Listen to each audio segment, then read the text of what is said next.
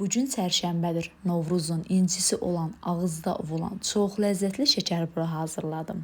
Xəmiri üçün 200 ml südü, əridilmiş çərək yağını, xamanı, 3 ədəd yumurta sarısını, mayanı əlavə edib qarışdırıram. 1 kilo unu az-az əlavə edərək əlimlə xəmir yoğururam. 40 dəqiqə xəmiri gözlədirəm.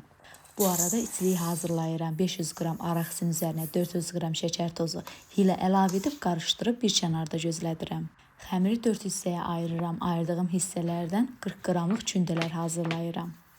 Birinci kündədən başlayıb yayıram. İçinə içlikdən doldurub kənarlarını bükürəm və naxış vururam. Əvvəlcədən sobanı 150 dərəcədə isitmişəm.